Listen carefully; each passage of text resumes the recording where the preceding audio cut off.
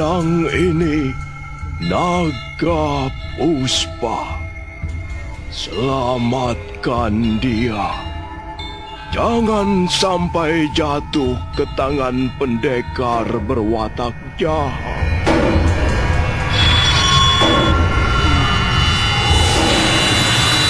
Kakang Kamandanu, kau masih juga tidak percaya bahwa aku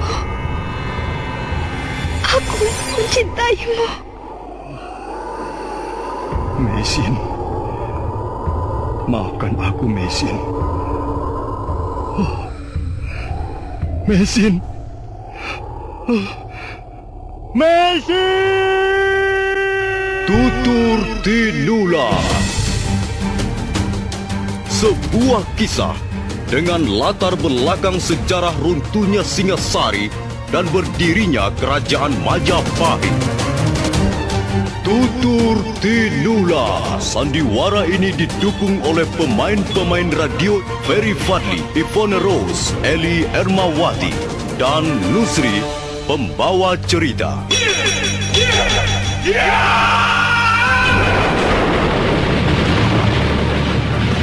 Cerita ini ditulis dan disusun oleh S. Tijab. Teknik dan montase dikerjakan oleh Rudi Tinangon dan Joko SP. Sutradara EWS Yuwono. Tutur Tinula.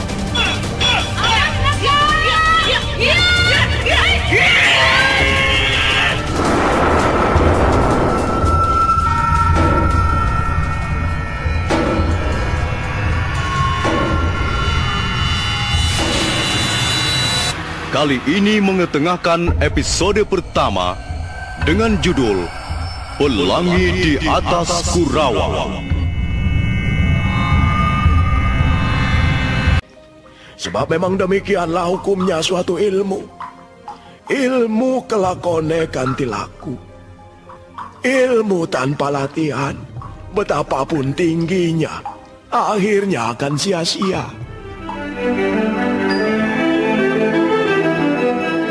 Arya Kamandanu masih terus datang ke goa untuk berlatih bersama Wirot.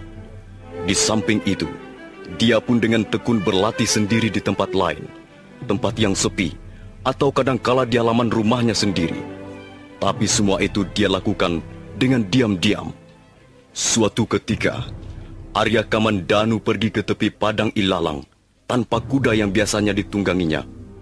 Mendadak di tengah jalan, ada seorang pemuda menghadang langkahnya. Pemuda itu tak lain adalah Dangdi, duduk di atas punggung kudanya sambil berkacak pinggang. Haha, Kamandanu, apa sekarang kau sudah menjadi seorang gembel pengelana? Mana kudamu? Kebetulan aku sedang menyukai perjalanan dengan kaki, Dangdi. Minggirlah, aku mau lewat. Kasihan sekali kau, kawan. Nari Ratih sudah terlepas dari tangan.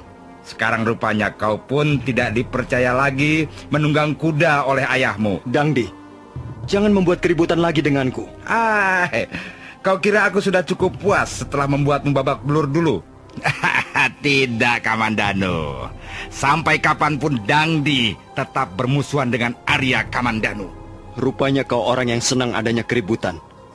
Tapi sayang sekali, aku tak sudi melayanimu. Minggirlah, aku mau lewat. Lewat saja kalau kau mau lewat. Arya Kamandanu baru saja akan melangkah di jalan yang sempit itu, ketika mendadak kuda Dangdi memutar tubuhnya. Dangdi, kau jangan membuat gara-gara denganku. Aku ada pekerjaan yang harus kuselesaikan di rumah. Pekerjaan apa? Hah? Paling-paling mengintip kakakmu yang bermesraan dengan istrinya, Nari Ratih. Dangdi, kau tak akan bisa memancingku untuk membuat keributan lagi. Kalau kau tak mau meminggirkan kudamu, baiklah, aku mengambil jalan lain saja. Hei, Kamandanu, tunggu. Kau pengecut. Kau penakut seperti tikus. Mengapa dia tidak mau melayani aku? Pasti luka-lukanya belum sembuh benar. Nah, Ini kesempatan bagus untuk melampiaskan rasa dendamku padanya. Iya, iya, iya, iya.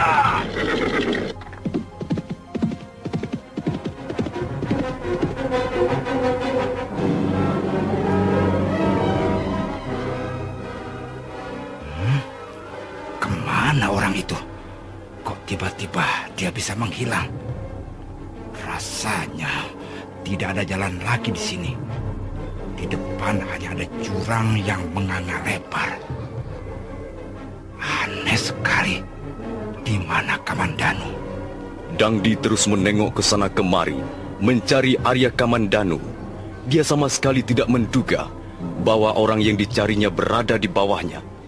Iya, dengan menggunakan aji sepi angin, Arya Kamandanu melekatkan tubuhnya di sebuah tumbuh-tumbuhan yang menjalar di tepi tebing yang curam sekali. Mana mungkin dia tiba-tiba lenyap seperti ditelan bumi. Jangan-jangan orang itu tadi hantu. Iya, bukankah tempat ini kata orang-orang angker? Jangan-jangan aku telah bertemu dengan hantu yang menyerupai Kamandanu. Oh, iya, iya, iya, iya, iya, iya, iya.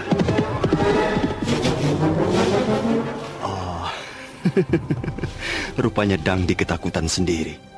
Buru-buru dia mengaburkan kudanya meninggalkan tempat ini. Aku tak akan melayani anak kepala desa itu. Aku harus mentaati nasihat Paman Ranubaya. Jurus naga puspa tidak boleh sembarangan kuperlihatkan pada orang lain.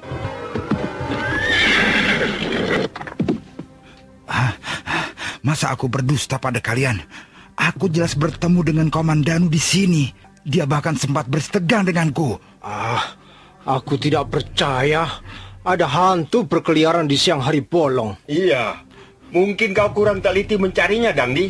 Aku terus mengejarnya ke arah sana.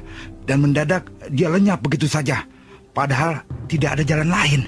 Hanya ada jurang di depan yang menganga lebar. Nah, sekarang kita cari saja ke tepi padang ilalang itu. Iya. Mungkin dia sekarang di sana. Lihat. Itu. Bukankah yang berjalan ke arah sini itu Kamandanu? Iya. Kebetulan sekali. Kita tidak usah jauh-jauh mencari ke tepi padang ilalang. Kita sikat saja beramai-ramai di tempat ini. Lihat. Dia memotong jalan ke arah kiri. Ayo kita kejar. Cepat Jaruju, Balawi. Kejar Risa. Ayo terus. Dangdi, Jaruju dan Balawi terus memacu kudanya menguber Arya Kamandanu. Kuda mereka berlari bagaikan terbang di atas pohon-pohon semak. Itu dia. Terus kejar.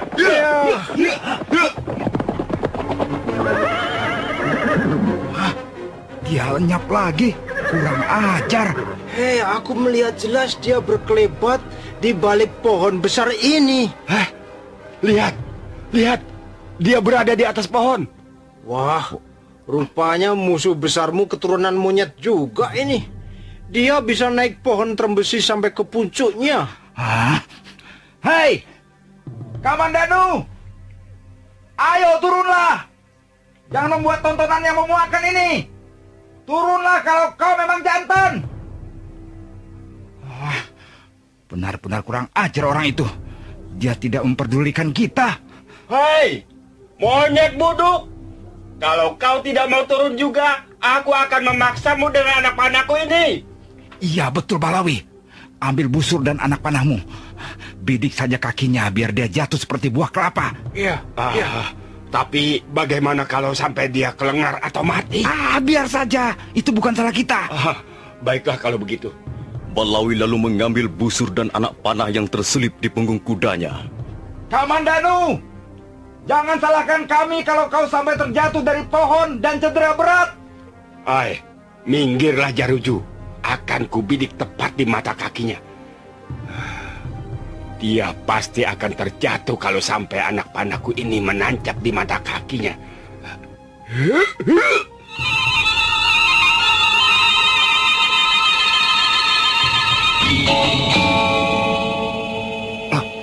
Balawi, kok dia diam saja? Barangkali anak panahnya meleset. Tidak mungkin. Anak panahku tidak pernah meleset. Kau tahu sendiri, burung terbang pun bisa kubidik dan terjatuh tanpa nyawa lagi. Balawi, coba kau bidik lagi, ayo. Baik. Kalian lihat dengan cermat. Mana bisa bidikanku meleset. Bagaimana bidikanmu, Balawi? Mengapa tidak seperti biasanya? Kurang ajar. Aku jadi penasaran. Balawi, kalau begitu bidik saja tubuhnya, biar dia mampus sekalian. Iya, benar. Bidik saja tubuhnya. Pilih yang paling gampang. Dengan kesal, Balawi kembali memungut anak panahnya, lalu membidik tepat ke sasaran. Tapi sudah 3 kali anak panah itu melesat dan mendesing. Namun tidak ada perubahan apapun. Orang itu masih tetap bergantung di atas pohon. Mampus kau.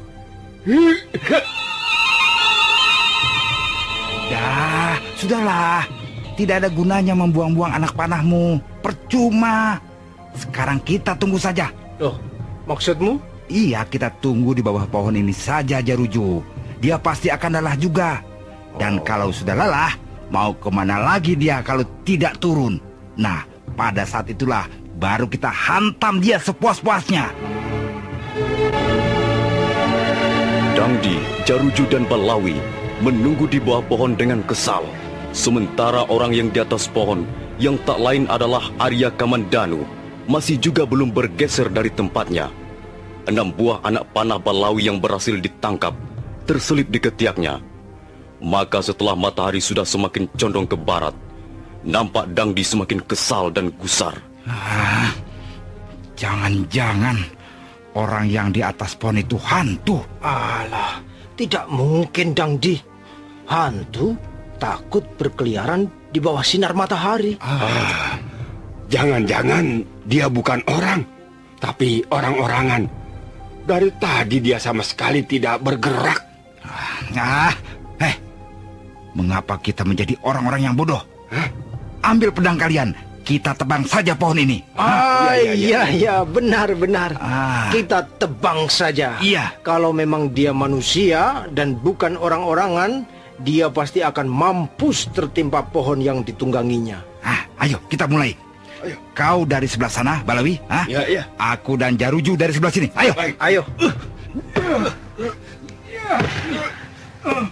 3 pemuda menguntur itu lalu secara bergantian menebas batang pohon. Sementara itu, matahari makin condong ke barat. Sinarnya mulai lemah menembus sela-sela pohon. Senja mulai meremang ketika pohon itu nampak bergerak-gerak. Dan sebentar kemudian, pohon itu pun roboh.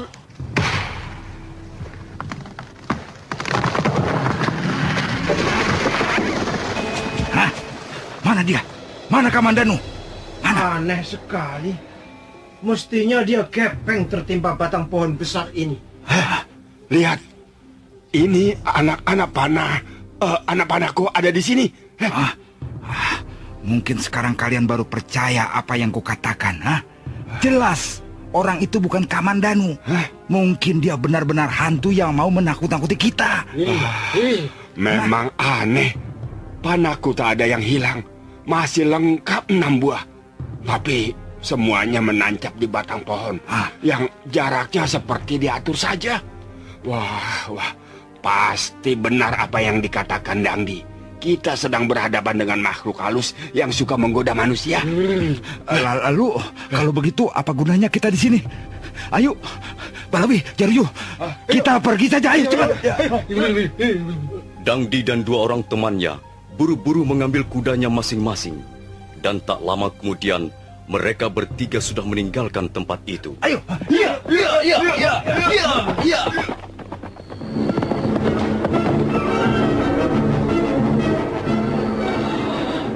Angger, Kamandanu.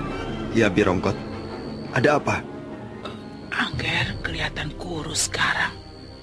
Sepertinya Angger kurang tidur. Aku memang kurang istirahat, Bi.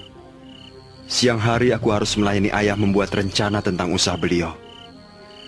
Hanya waktu-waktu tertentu saja ayah tidak menyertakan aku dalam bekerja. Mungkin karena terlalu lelah, malamnya aku tak bisa tidur nyenyak. Apakah bukan karena sesuatu yang lain, Ger. Maksud Bibi? Ya, Bibi bisa memahami perasaan Angger Kamandanu. Sejak pesta perkawinan Angger Dwi Pangga dulu, Angger Kamandanu kelihatan murung, kelihatan gelisah. Tidak, Bi. Narirati sudah kurelakan menjadi istri Kakang Dwi Pangga. Bahkan sekarang aku sudah menganggap kakak kandungku sendiri. Dan kulihat mereka kelihatan sangat bahagia. Ya, begitulah suasana pengantin baru. Angger Dwi Pangga kelihatan sangat menyayangi Nini Rati. Tapi semalam mereka nampaknya bertengkar, Ger. Bertengkar? Nampaknya sedang ada persoalan di antara mereka. Biar saja, Bi. Itu urusan pribadi mereka. Aku tidak mau ikut campur. Oh iya, apakah ayah ada di ruang kerjanya, Bi? Ada, Ger. Sejak sore tadi, Ayahanda Hanggareksa belum keluar lagi dari ruang kerja beliau. Aku harus menemui ayah. Entah ada persoalan apa. Tidak biasanya ayah memanggilku malam-malam begini.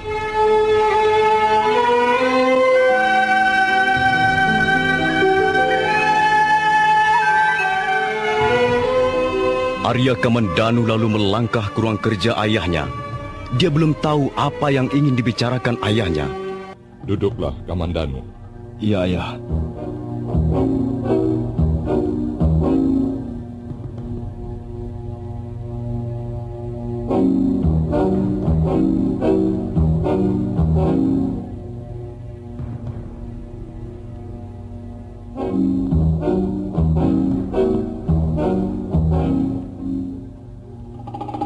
Mengapa kau tidak mau berterus terang? Kalau kau tidak mau berterus terang kepadaku, berarti kau tidak lagi menganggapku sebagai orang tuamu. Saya belum jelas duduk perkaranya, ayah. Dwi Pangga tahu bahwa kau menyimpan batu nirmala pemberian istrinya, Narirati. Dwi Pangga, entah karena cemburu atau apa, marah-marah. Kemarin mereka bertengkar. Dwi Pangga mau mengambil batu nirmala itu, tapi Narirati menolak. Sampai sekarang mereka masih dalam suasana tidak enak.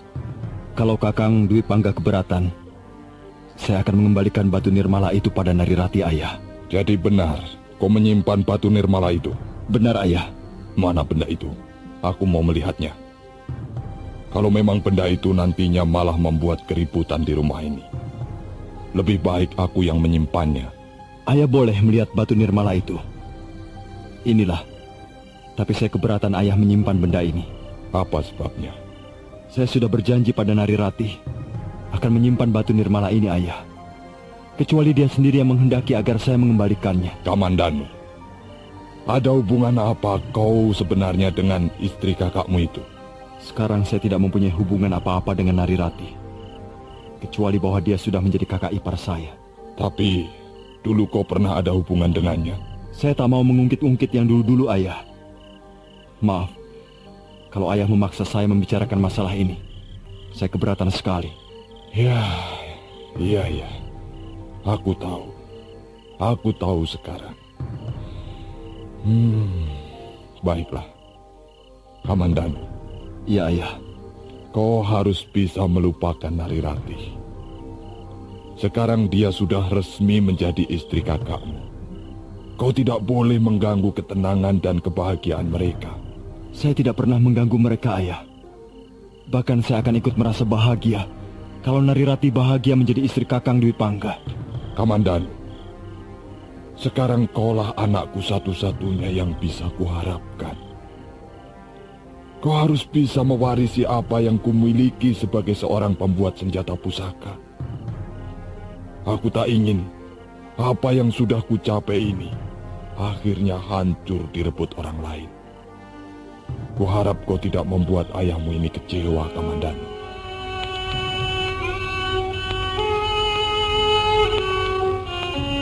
Sebaiknya kita pulang ke Manguntur, Kakang. Kita bisa hidup dengan tenang dan bahagia di sana. Kau tidak kerasan di rumah ini karena ada Kamandanu. karena kau masih menyimpan perasaan cinta pada adikku itu. Kau keterlaluan, Kakang Dwi Pangga. Sekarang aku sudah sepenuhnya menjadi istrimu. Tentu saja seorang istri hanya akan mencintai suaminya. Lalu apa alasanmu untuk tidak merasa kerasan tinggal di Kurawan? Aku ingin melahirkan di Manguntur, seperti dulu ibuku melahirkan aku. Aku juga ingin membuat ayahku yang sudah semakin tua itu bahagia. Aku juga berhak membuat ayahku bahagia. Di sini ayah masih mempunyai Kakang Kamandanu dan Bibi Rongkot yang setia. Tapi ayahku, dia hanya tinggal sendirian di Manguntur. Tentu dia merasa sangat kesepian. Tentu dia akan sangat bangga dan bahagia kalau kita tinggal bersamanya. Kita bisa bertani di Manguntur, karena ayahku mempunyai lahan pertanian yang cukup luas, Kakang. Iya, baiklah. Aku mau tinggal di Manguntur, tapi dengan syarat. Syarat apa, Kakang? Batu nirmala itu harus kau minta kembali dari Adi Kamandanu. Kau keterlaluan sekali, Kakang. Aku tidak mau menjadi orang yang tidak berperasaan. Batu nirmala itu sudah kuberikan. Bagaimana aku harus memintanya kembali? Kau masih ingin dikenang oleh Kamandanu. Itulah yang aku tidak senang. Kebahagiaanku merasa terganggu. Kakang Dwi Pangga, janganlah terlalu serakah begitu. Aku tidak rela melihat suamiku menjadi orang yang serakah. Kau sudah memiliki apa yang kumiliki selama ini sebagai seorang wanita. Dan kau akan memilikinya selamanya. Tapi mengapa kau masih juga meributkan Batu Nirmala? Jadi kau masih mempertahankan hubungan batinmu dengan Kamandanu? Kakang Dwi Pangga, kau terlalu cemburu. Cemburu yang tidak pada tempatnya. Sudahlah Narirati. Itulah persyaratan yang kuajukan padamu. Besok pun aku bersedia pindah ke Manguntur, asal Batu Nirmala itu kau minta dari Adi Kamandanu dan kau berikan padaku. Baiklah, Kakang Dwi Pangga. Kalau memang begitu keinginanmu, aku akan memintanya kembali Batu Nirmala itu.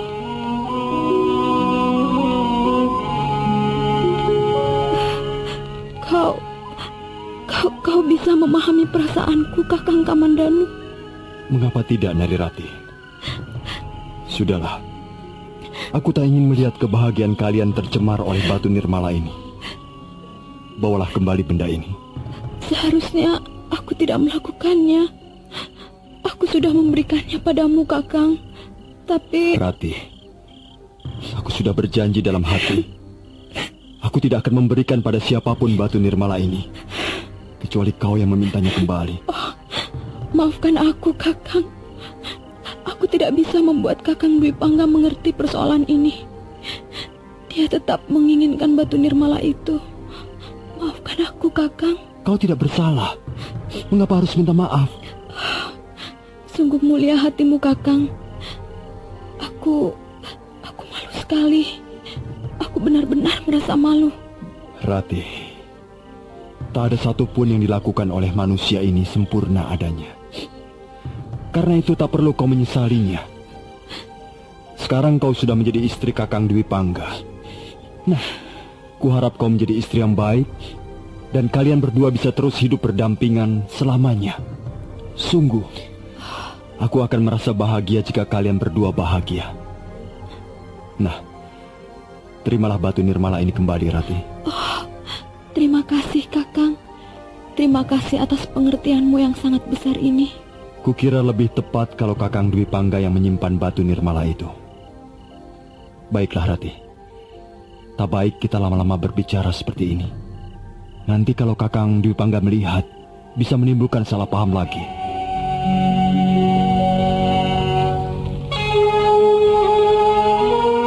Arya Dwi Pangga baru merasa puas setelah Batu Nirmala itu terlepas dari tangan adiknya dan jatuh ke tangannya.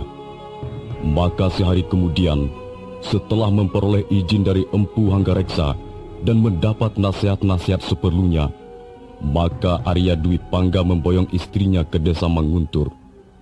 Arya Kamandanu ditugaskan ayahnya mengawal perjalanan mereka.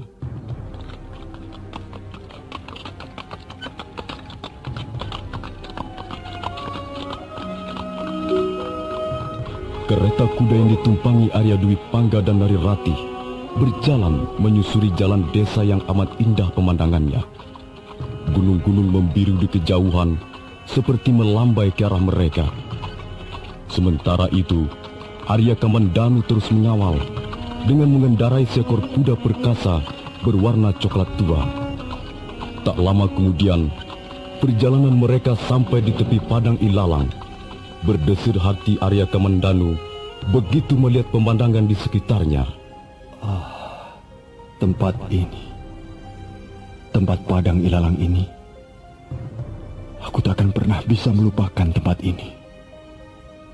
Semua begitu cepat berlalu, dan apa yang sudah berlalu tak mungkin bisa kuraih lagi. Betapa indahnya kenangan masa lalu. Tapi kenangan akan lenyap bersama debu sang waktu. Dan hari-hari besok masih belum menentu. Hari-hari sekarang inilah sesungguhnya milikku. Maka aku tak boleh menyia-nyiakannya. Sementara itu di dalam kereta kuda yang terus menggelinding di atas jalanan berbatu, Narirati kelihatan gelisah. Walaupun dia berusaha menyembunyikan perasaan itu dari suaminya. Kakang Kamandanu, tentu hatinya hancur sekali. Kasihan kau, Kakang. Tapi aku yakin kau kelak akan menemukan seorang gadis yang sesuai untukmu. Seorang gadis yang manis, yang setia, yang mencintaimu untuk selamanya. Aku akan selalu berdoa, dan mudah-mudahan para dewa di atas langit mengabulkan doaku ini. Rati? Iya, Kakang. Bagaimana perasaanmu? Kau bahagia dalam perjalanan ke Manguntur ini? Bagaimana aku tidak bahagia, Kakang? Tidak lama lagi, aku akan segera menjadi ibu dari anakmu.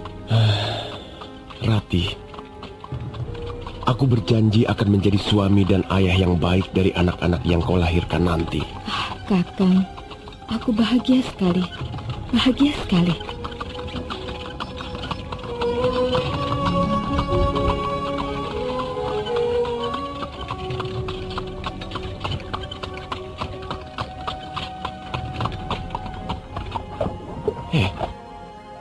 Siapa mereka itu, Kamandanu?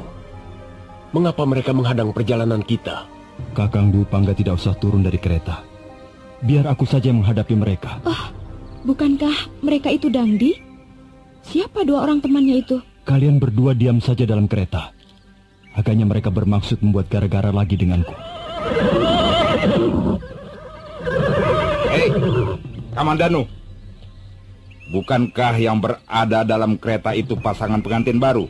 Iya, Dangdi. Mereka adalah pengantin baru. Kakakku Arya Dwi Pangga dan istrinya Narirati. Kasihan sekali kau, Kamandanu. Mengapa sekarang pangkatmu semakin melorot? Mestinya kau yang berada dalam kereta itu. Tapi rupanya kau harus cukup puas menjadi pengawal pribadi kakakmu itu.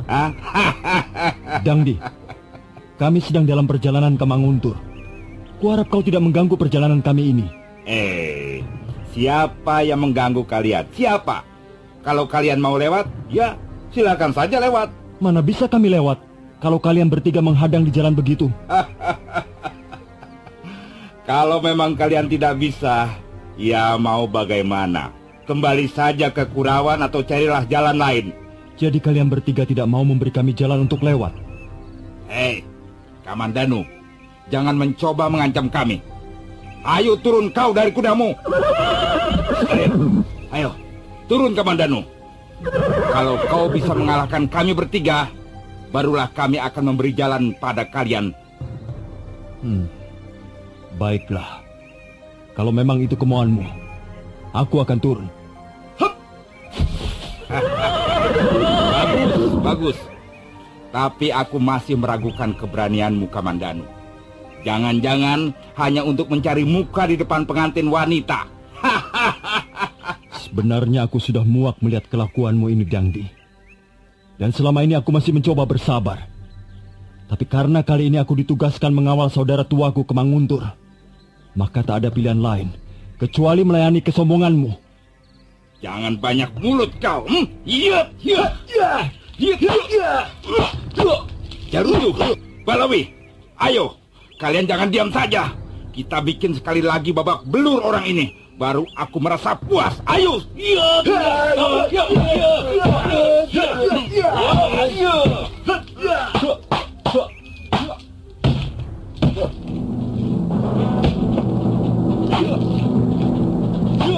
Dangdi, Jaruju, dan Balawi secara serentak menyerang Arya Kamandanu melayaninya dengan tenang. Semula dia hanya bertahan dengan menepis, menghindar, ataupun melompat kiri kanan. Tapi karena serangan itu datang terus-menerus, akhirnya Arya Kamandanu terpaksa mengeluarkan pukulan 12 jurus tahap pertama ilmu naga puspa pemberian Empu Ranupaya. Pada gebrakan pertama, Dangdi menjadi korban tendangan pada pelipis kirinya. Gebrakan kedua, Balawi terpaksa meraung kesakitan sambil mendekap alat kelaminnya. Dan giliran Jaruju ialah gebrakan ketiga. Jaruju agaknya mempunyai kemampuan lebih tinggi dibanding Balawi temannya. Jaruju, kalau kau masih nekat menyerang, kau akan bernasib sama dengan dua orang temanmu itu. Hai, jangan sombong kamu, Kamandanu.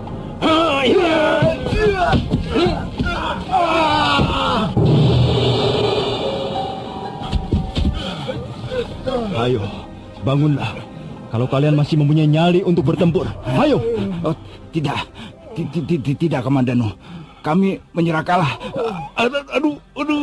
Kau Jaruju, bagaimana? Masih mau mencoba lagi? Tidak, aduh. Dan kau Balawi? Ya.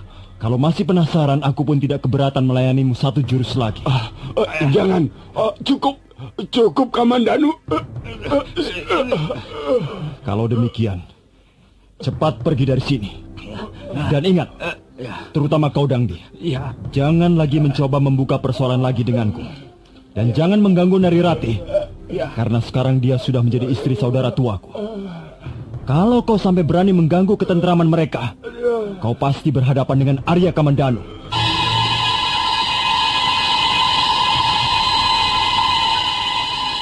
Bagaimana Kamandanu? Kakang tidak usah khawatir. Mereka tidak akan berani mengganggu kalian lagi. Kakang tidak apa-apa. Aku tidak apa-apa, Rati. Marilah kita lanjutkan perjalanan ini. Manguntur sudah tidak terlalu jauh dari sini.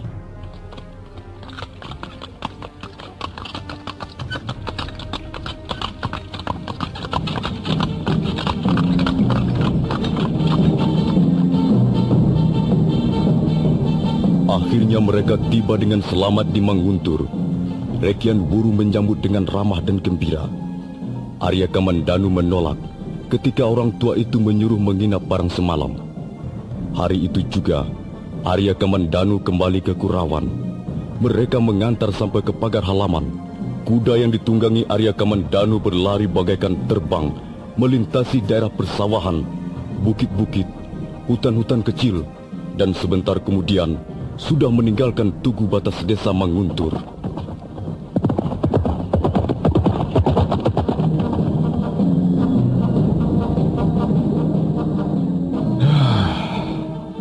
Bagaimanapun juga, senjata pusaka buatanku masih di bawah tingkatan Kakang Ranupaya.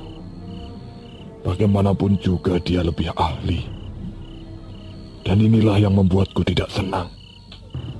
Suatu ketika Kakang Ranupaya bisa menjadi batu sandungan di tengah jalan. Orang tua itu sangat kokoh pendiriannya. Sudah berapa kali ku coba untuk menariknya kerjasama. Dia tetap tidak bersedia. Kurang ajar dia. Dia merasa lebih pintar, merasa lebih hebat. Tapi aku tidak akan kehabisan cara. Kalau dengan cara yang halus tidak berhasil, aku bisa menggunakan cara yang lebih kasar. Bahkan aku bisa menggunakan cara yang paling kasar.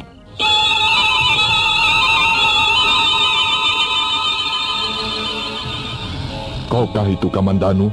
Iya, Ayah. Bagaimana? Sudah kau antar kakakmu sampai Manguntur? Sudah, Ayah. Bagus.